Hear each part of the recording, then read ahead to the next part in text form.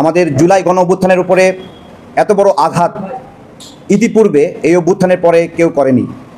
ওয়াসায় বিধি বহির্ভূতভাবে 150 জনকে নিয়োগ দিয়েছে আমাদের ছাত্র উপদেষ্টারা এবং সমন্বয়করা।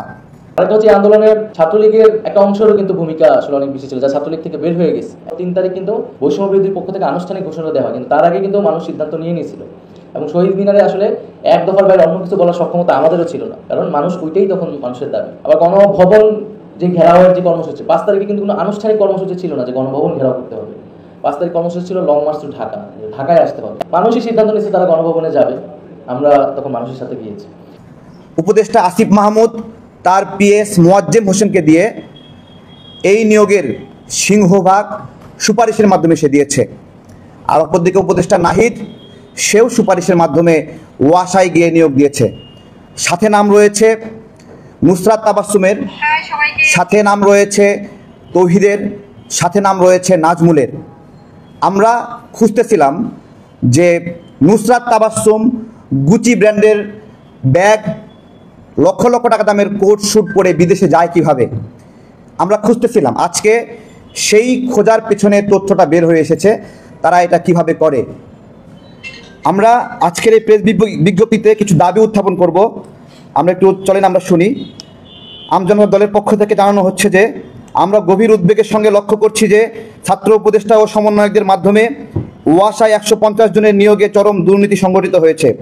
স্বচ্ছ ও ন্যায়সঙ্গত পদ্ধতিতে নিয়োগ না দিয়ে স্বজনপ্রীতি, ঘুষ এবং অবৈধ প্রভাব খাটিয়ে এই নিয়োগ সম্পন্ন করেছে উপদেষ্টা এবং সমন্বয়কবৃন্দ। গণমাধ্যমে প্রকাশ পেয়েছে এই কথাগুলো, যেখানে উপদেষ্টা আসিফ মাহমুদের পিএস মোয়াজ্জেম হোসেন এবং উপদেষ্টা নাহিদ এবং সমন্বয়ক নুসরাত তাবাসসুম, তৌহিদ, নাজমুলের নাম এসেছে। কোটার বিরুদ্ধে লড়াই করে আমরা এমন দুর্নীতির মাধ্যমে নিয়োগ প্রত্যাশা করতে পারি না। ইতিপূর্বে সচিবালয়ে 3 কোটি টাকার নিয়োগ জালিয়াতি ফাঁস হওয়ার পরেও কোনো ব্যবস্থা নেওয়া হয় নাই। 7 দিনের জন্য একটি তদন্ত কমিটি গঠন করা হয়েছিল, সেই তদন্ত কমিটি এখনও শেষ হয় নাই। উপদেষ্টা নাহিদের সুপারিশের আরেকটি খবর ফাঁস হয়েছিল, আপনারা জানেন। তিনি বঙ্গবন্ধু শিক্ষক পরিষদের প্রতিনিধি শাহিদুর রহমানকে নিয়োগের সুপারিশ করেছিলেন। পরবর্তীতে আমরা যখন এটা নিয়ে কথা বললাম, প্রতিবাদ করলাম, তখন তিনি সেটি বাতিল করলেন। এই ফাঁস হওয়া নিয়োগ বাতিল করলেন প্রকাশ পাওয়ার পরে। ছাত্র উপদেষ্টাদের এমন নিয়োগ জালিয়াতি জুলাই গণ অভ্যুত্থানের পরিপন্থী এবং নৈতিকতা বিবর্জিত কাজ। আমরা এই প্রেক্ষিতে সরকারের নিকট হতে জোর কিছু দাবি জানাচ্ছি। 1 নম্বর দাবি, এই নিয়োগ জালিয়াতিতে জড়িত থাকায় উপদেষ্টা আসিফ মাহমুদ ও তার পিএস মোয়াজ্জেম হোসেনকে বহিষ্কার করতে হবে এবং তাদের বিরুদ্ধে আইনগত ব্যবস্থা নিতে হবে। সাবেক উপদেষ্টা নাহিদের নিয়োগ দুর্নীতি দুদক কর্তৃক তদন্ত করে আইনগত ব্যবস্থা নিতে হবে।